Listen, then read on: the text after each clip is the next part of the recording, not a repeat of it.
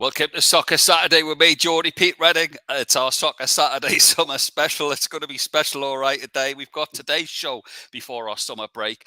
And then we head off on a festival tour. We're going on tour with the Dub Pistols. Welcome to Hollywood Balls.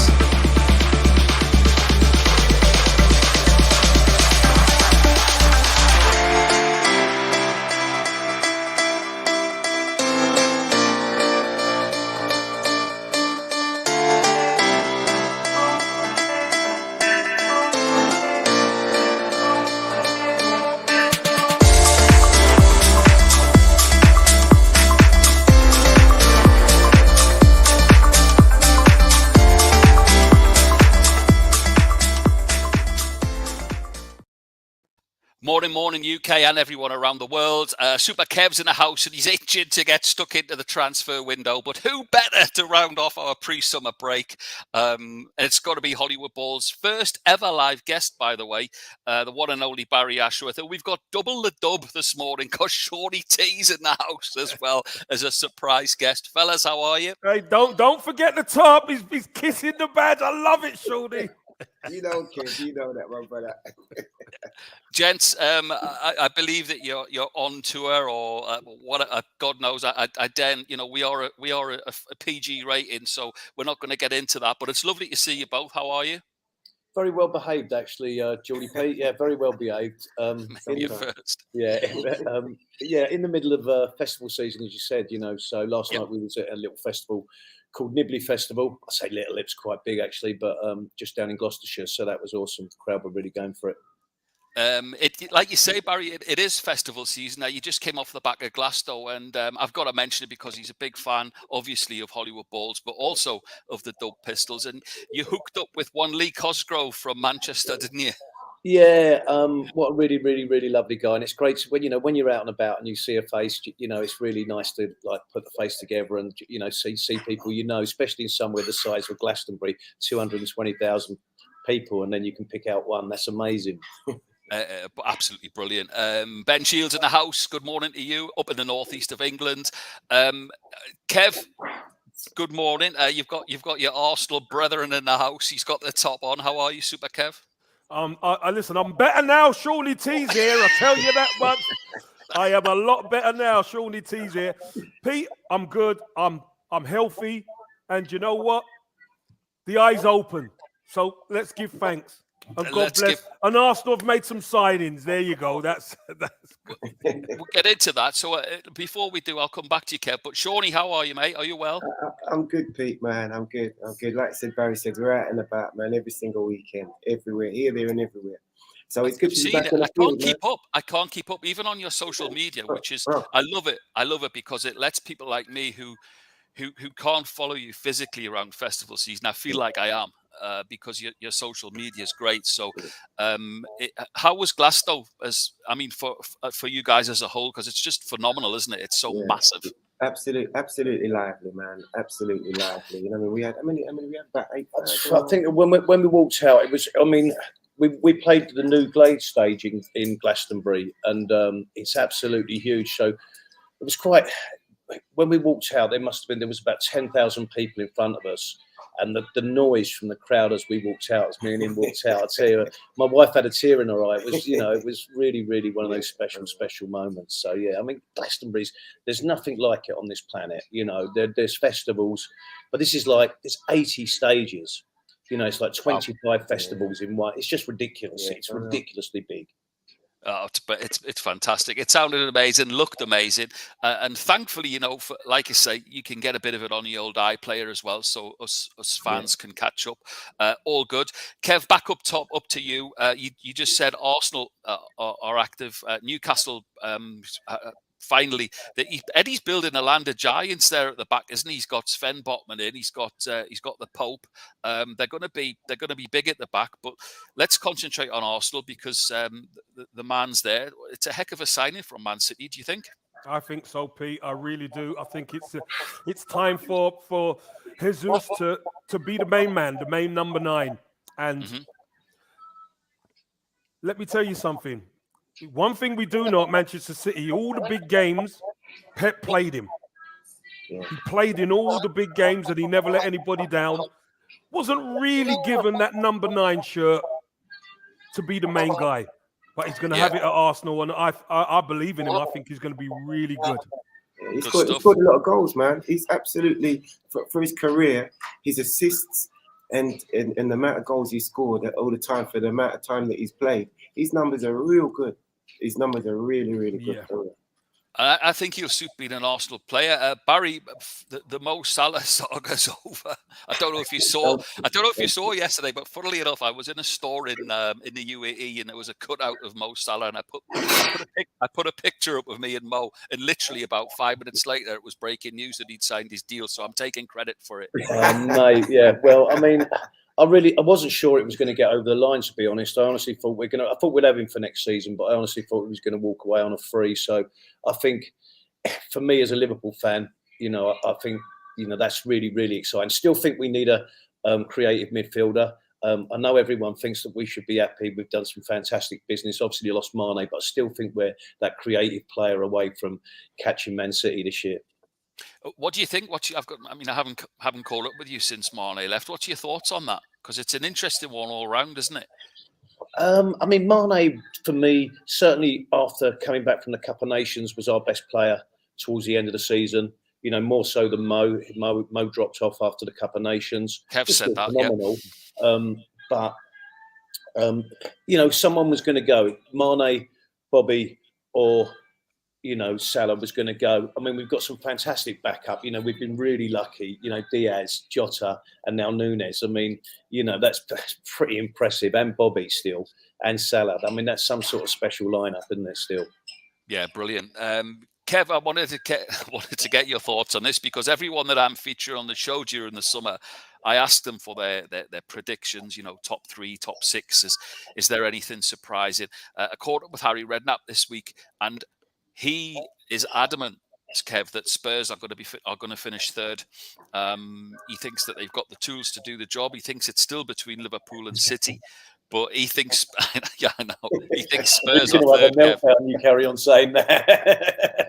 Hey, listen, fair play to Harry. He thinks the world, doesn't he? He's been an ex-manager and stuff like that. I don't share the same thoughts about him. Look, one thing we know Conte's a perennial winner. He does like to win. But that Champions League campaign, etc., they are strengthening. That's one thing you can say, Pete. They have strengthened. Richarlison's a really good signing for them, although it kills me to see him leave Everton like that. But listen, I'd rather talk about what I'd rather talk about Arsenal. I don't want to talk about Spurs and what they're doing. No, of course not. Of course you don't. But Pete, they will be in the mix-up because they're a good side. Let me chime in on that. Sorry, Pete. Let me chime in on that, right? Because right, let's talk football and not bias. Okay, we're going to be biased in a minute, me and you, Kev.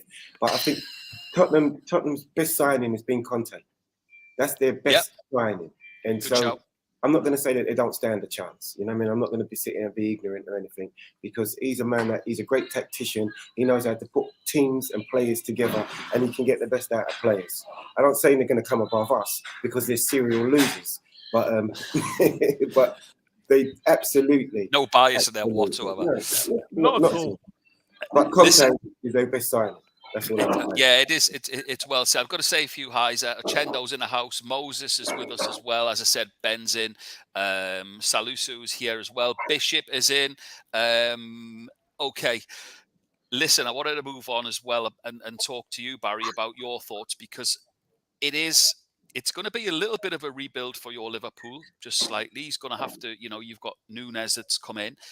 Do you think that might affect any hopes of this season, or do you still think it's going to be between Liverpool and City? Because he's going to have to rejig it slightly, isn't he? With a different sort of artillery up front in Nunes than Mane. Yeah, I don't know. One thing that you can say with Klopp, I mean, he seems to have, that team, he's kept it consistent. He's kept that sort of the fluidity in the whole thing. And when he changes it up and decides to change it up, they all seem to go with it, and they all seem to know straight away what he's supposed to be doing. I think a big factor, obviously, is, Chelsea are strengthening, Tottenham are strengthening. Now, if that makes this league more competitive and it means these more teams can go at City, then it's going to open it up for everyone. So I mean, it's for me, it's City's league. You know, I think they're streets ahead, but I really do think Liverpool are. I don't think we're going to drop off from what we were last year, but it's going to be very hard to emulate that sort of run that we did. We, literally played every game and, lost in the final and lost in the last 20 minutes of the league. Do you know what I mean? So it's going to be very hard to maintain that kind of standard again. Okay, Babatunde's here as well. Nice to see you as well. He hasn't been on for a while, so good to have him in the house. Kev, quite a lot of our fans are asking on the side here about Chelsea, because it brings me in nicely to them. For me, I said on this week's show, I could fancy Chelsea possibly breaking into the top 3 as well. It's exciting times for them, isn't it? And a clean sweep right from the top. Well, one thing about Chelsea, Pete, Chelsea got to get some deals done. Yeah. I mean, you look at Sterling go in there though. Well, that's the shout, but nothing concrete yet, Baz. You know what I mean? I can't get my head around why City would let him go. I mean, he's such a phenomenal player. I know his contract's up, but I can't believe that they will not. I don't understand. Can't get my head around that one. Baz, as far as I'm concerned, Sterling's always, if he's not going to start, he's still a threat coming on the pitch, isn't he? Yeah. Having him in reserve or whatever to change. Listen, they're going for everything, just like Liverpool are, etc. So they're going to need that squad. So the fact that Chelsea are in for him, Chelsea got to move decisive. Chelsea have got him for Rafinha. It looks like Rafinha is holding out to go to Barca. Chelsea got to do some business. Burley, the new owner, he's got to get some deals done, because you know what? The longer you leave it, the more difficult it gets. I hope they leave it much longer. Sure you do. I wanted to stay with Chelsea, Kev, though, because you mentioned Todd Bowley there. I was reading something interesting this morning, and I wanted to get your take on it as an ex-player.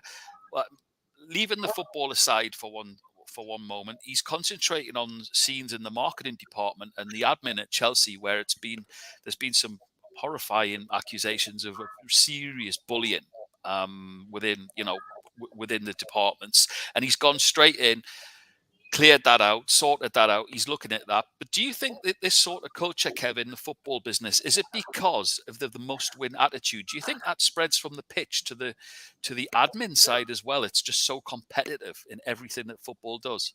Well, it is competitive, Pete, but maybe sometimes if the department isn't being run right, then you tend to get things like that. I mean, these things should be a well-oiled machine. A big football club should have an admin and a media department, etc., that are like well-oiled machines.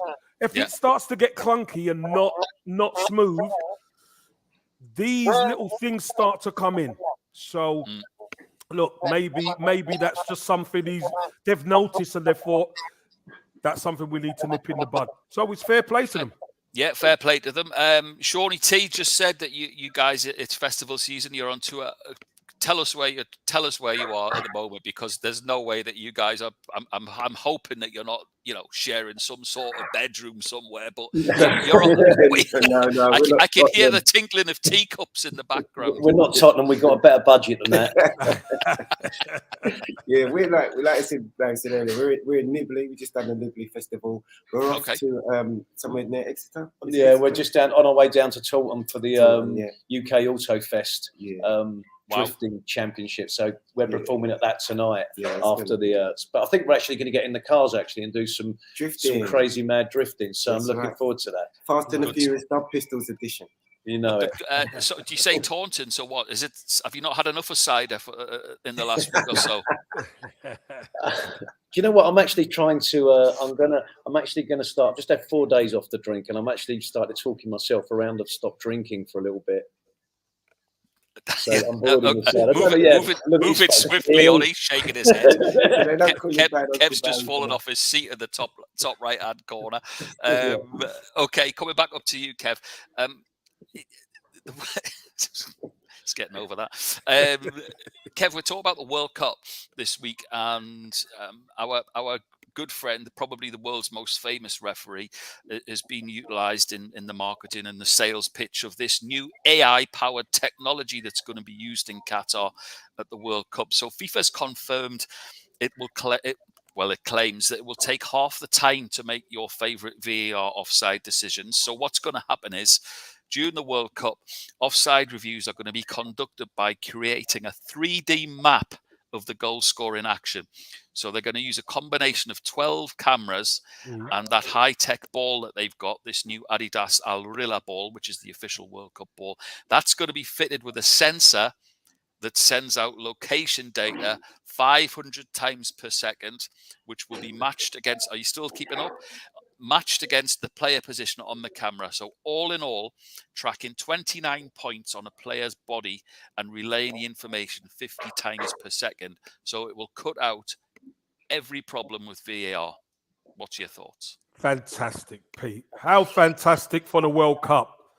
But it does nothing for us in the Premier League because what does it do for us in the Premier League? Listen, usually, Pete, the World Cup referees are usually very good. The officiating at the World Cup is usually very good. They tend to get it right. It's in the Premier League where it's absolute nightmare. If this works well, then hopefully maybe it's just a catalyst or a tester. It all sounds good. Is that Mrs. Miggins with a breakfast, Baz? Is it? Yeah, we're just looking at this lovely room. I'll have HP sauce on mine, Baz. Busy day ahead then. Extra onions, Pete. Extra onions. We've just got a spike in the audience figures as well. Yeah, I heard that they're going to have like there's cameras in the roofs and everywhere. It's going to be like the Matrix. It's going to be It's going to be different, surely. But if it works, as Kev says, if it does work, then hopefully you can shift it into the Premier League. Staying on international, Kev, we're talking about, Gareth Southgate's problems of fitting players into his side are well documented. But the Women's Euros start this week.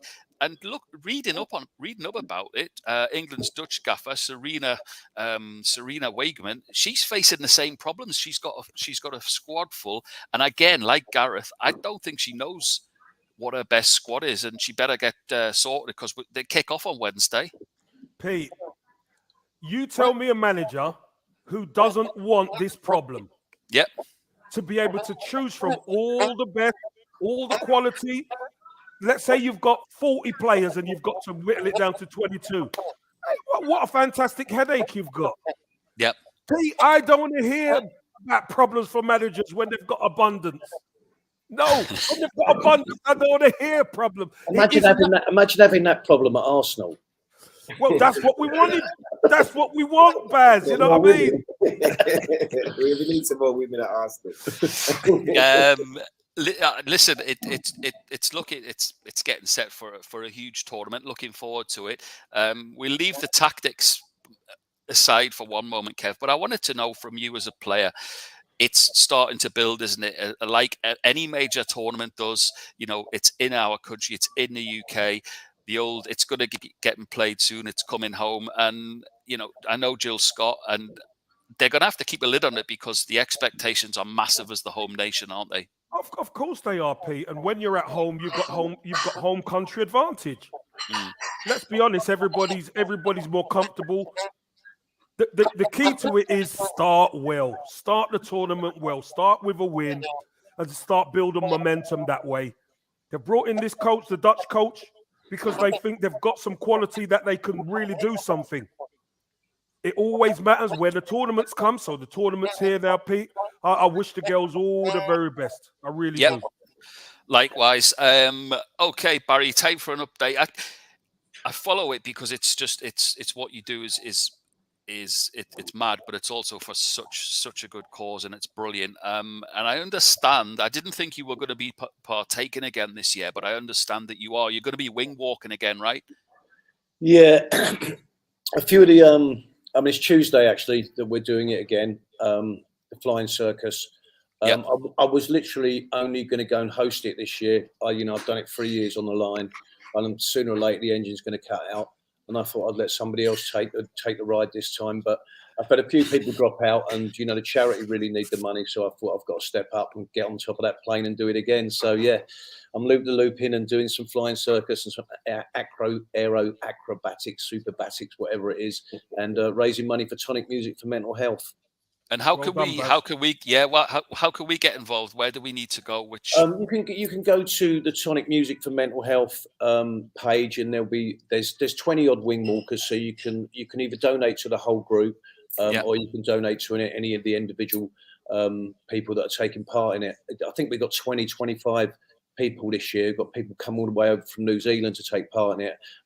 It is an incredible. It's going to be a special day. It always is. It's terrifying. I ain't going to lie to you. It's something really that you shouldn't. Humans weren't built to do, but it's all for a good cause. Yeah. Does it get? I mean, you say you've done it. This will be the fourth time or the third? This will be my fourth time. And the thing I wanted to do this year was I wanted to be human cannonball. I think I mentioned it before. But I just haven't been able to find a cannon that they'd allow me to be fired out of. So so I'm back on top of the plane. Does it get any less terrifying with each time you do it or not? No, not at all. Because I think it gets more terrifying because, as I said, you keep thinking, you're playing with that Russian roulette with a barrel of a gun, and sooner or later the barrel's going to click. So it's like, no, it gets more terrifying because, as I say, every time you do it, you kind of think, well, maybe this time. Do you sleep well on a Monday night then? No. Shorty, do you go along and support him or catch him or No, what's the script? No way. I'm not doing it. That's why I done the charity football match. That's why I done the match. Because I can't. My heart won't allow it. You know what I mean? But do you know what? My body got more damage playing that charity football match than it would have done if I'd been in a plane crash. Let me just say, watch out. We're just finishing up the documentary from last year's. Got a little documentary that's going to be coming out. And we're just working on plans for the next charity match. So I'll keep you informed. Is that Baz? Let's have this right. You played in that game. What did you get? About three. You got 3.5 minutes in, didn't you? No, let me just say this. You'll see in the documentary. You got a little section of Basil in the documentary. Star player. I think they've had to speed up the film. Brilliant. Listen, we got all of our African friends in the house as well. So Moses Okendo, Giannis is in as well from Cyprus. Paul's here. Let's not forget, as well as the Women's Euros, the WAFCON's on. It's Women's Africa Cup of Nations, and it's literally starts today. Exciting. It returns after a 4-year absence, arguably the continent's biggest women's sports event, and it's expanded to 12 teams this year. So we'll be looking closely at Nigeria, of course, because we've got a lot of friends and listeners in Nigeria. Big favourites, but also look out for South Africa as well. So we'll be keeping a close eye on that as well. Something else we're keeping a close eye on, Barry, is I love a festival update, and your festival, your very own Pride and Joy, which for me, Mucky Weekender. Mucky Weekender. It's getting close. Yeah, September. We're now 10 weeks away. 10 weeks, 9th and 10th of September in Winchester. We've just added a 4th stage. We got a new pirate ship, the HMS Shawnee T. So he's going to be hosting that. I can't wait, man.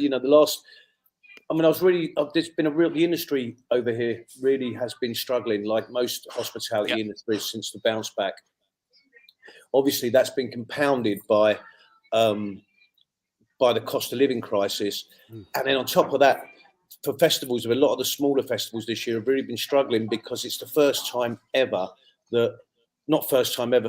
3 years that people can actually go abroad. So people have got their money. And this time, instead of going to a festival, they're taking that holiday they've deserved and have been wanting to do for 3 years. So there's a lot of things that are in the equation that are really a lot of festivals are struggling with this year.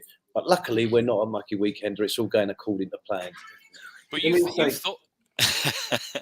sorry, Shawnee, but you guys have thought about this, haven't it? Because you guys have thought about planning. People can save. There's actually a payment plan for people to be able to do this. So you've thought about the punters that want to attend such a festival, haven't you?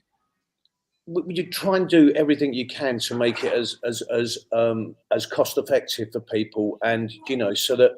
Because it's such a big expense. It's not just the cost of getting to the festival. It's like, then you've got your drink and all your entertainment for the whole weekend. So it's not a cheap ticket, but most festivals now are about anywhere between 250 to 300 odd pound. You know, it's a big expense. Wow. You've got to be doing that every weekend. It's more expensive than going to football. No, absolutely. But So tell me about, Shawnee, tell me about what's the pirate ship? Dare I ask? Remember, this is a PG show. I tell you what, it's such a lovely area. It's like a pirate ship, but it's a DJ booth, and the speakers are barrels. So you have to come down and see it. It's absolutely. It's a big ship. It's a big. Yeah. It's a big, huge wooden. Yeah. What do they call schooner? What do they call the old pirate ships? What were they? But it's dangerous. We were at starboard. I think we've taken that part of the ship. But you know, it's 2 floors. It's absolutely incredible. It's a wicked new addition. You know, so I'm really excited about that. And Vicarage Farm is stunning. It's pristine parkland. It's just the most beautiful location. And Kevin, are you coming? What do you think? Are you coming? I think Kev should come and do a funk set. I keep seeing him dropping all these tunes. On a Friday, you could do the Friday morning, Kev. The DJ. You could do the Friday morning, I think, definitely. You look, I'm not saying no because it's my birthday in September, so who knows? Might just do it. Listen, we've had over the last couple of weeks, Dave Huggins been joining us from Australia. Now, Dave is an old school friend of mine, but he's got this amazing memory recall, Shawnee, just so you know. But Kev, it's outstanding, this, isn't it? He's unbeaten so far. So what we've done is we've asked Barry, and we don't know, Kev doesn't know, I don't know. We've asked, I'm going to just buzz Dave in. So he's with us. Dave, are you there? Hi, guys. Yeah, good, thanks. How you doing? All the way from down under. Say hi to Shawnee and Barry from the Dub Pistols. Hi, Shawnee. Hi, Barry. First time I heard Cyclone, I was in Western Australia, 1998. I was traveling all around Western Australia as a backpacker, and all they had on the radio was the Police and Dire Straits. It was, and the Eagles, and then we got to Perth, and they're playing the Chemical Brothers, Dub Pistols, Cyclone, Prodigy. I was like, yes. Finally, that's brilliant. Dave, as much as you love them, you're not getting off the hook because you are here for a reason. You've got 2 out of 2 so far. So, Shawnee, let me tell you what we tasked Barry with.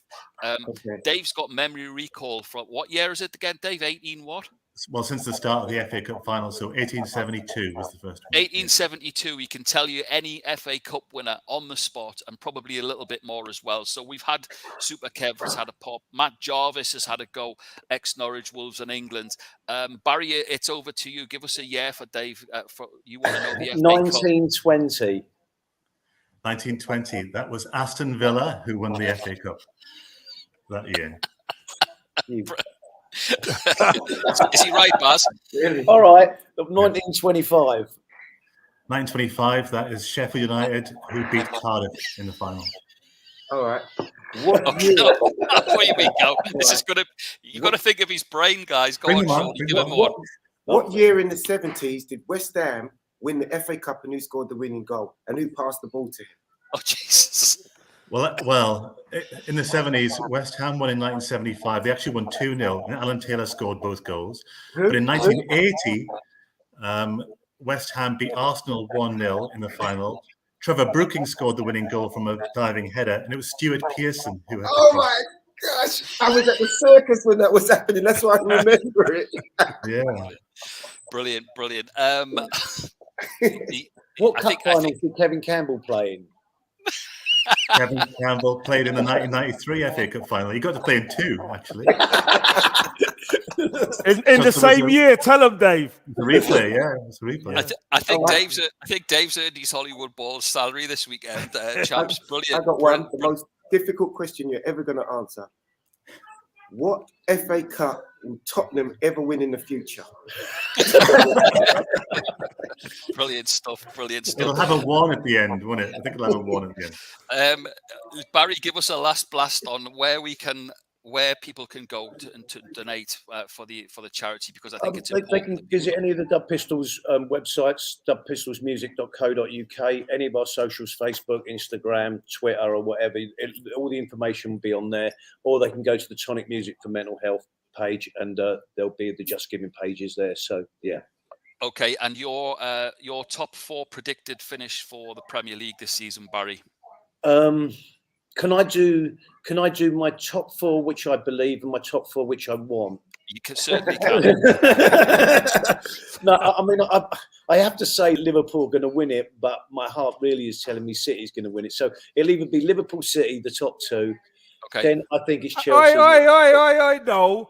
Give us the 4. Who's going to win it? If you think Liverpool's going to win it, just say Liverpool, right? I don't know, but I can't say that. You can. I can't. It's all right, Baz. I can't. Not so, you can't. I've got right. Liverpool, Man City, Chelsea, Tottenham. Because we wouldn't clip it. We wouldn't clip it and put it out as a promo at all if you did. At all, would we, Baz? I mean, no, come on. We wouldn't play it every day for 7 days. Chelsea, Tottenham. Okay. Do we think Man United are going to finish above 8th? I don't think Man United will finish above Newcastle. Yeah. I mean, where do you expect them to go this year? 7th, 8th. Yeah. All right, that's not bad. That's not bad, is it? I'd be happy as a Newcastle fan. I'd be happy with 8th, but wouldn't it be nice to win the cup? One cup, just one cup. Just anything. Just Anything would be nice, Dave. There'll be a statue of Eddie Howe if we win the FA Cup. Quite I rightly would so as like well. a repeat of what year was it? Liverpool, Newcastle, and we 3-0. I'd like the same result, same 74. 74. That's it. I'd like that one, same result. Is he getting another one in, Barry? Is he of course he is. Shawnee, can you see anyone breaking the normal top 2, or do you think it's Liverpool, City, and then whoever else after?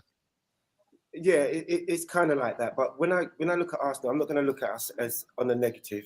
I'm going to say that, like last year, starting 9 points behind, where we came, we done really well as a team.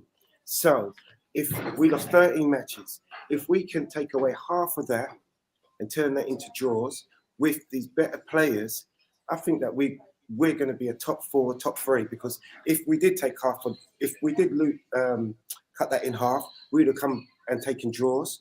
Mm-hmm. We would have been above Chelsea last season. So with these new additions, I think we can break into the top 4. I'm thinking positive. I'm just thinking positive. Okay, now I'm going to ask Shawnee another question. Do you think Arteta will still be there at Christmas? It depends on the first 100%.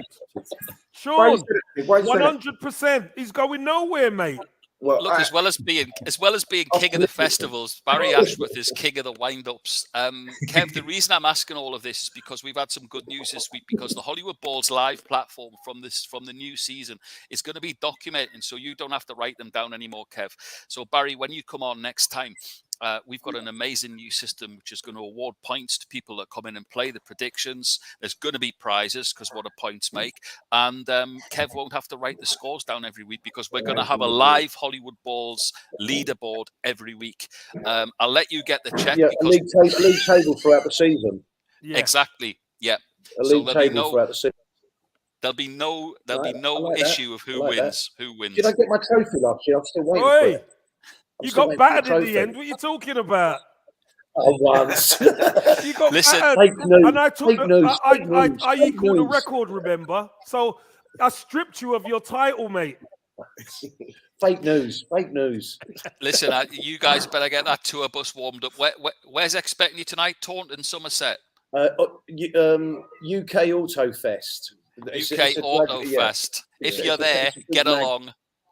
Get along and support them.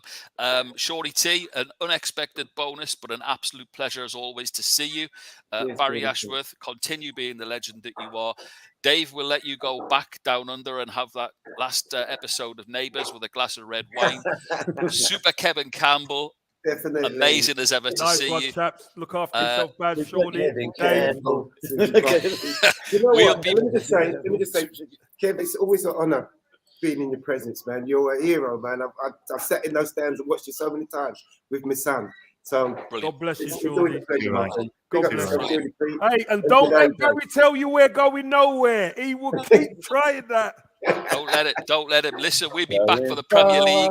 I'm gonna go and lie down for a couple of months. That's it from us, Hollywood Ball Soccer Saturday. See you August the 6th. Over and out.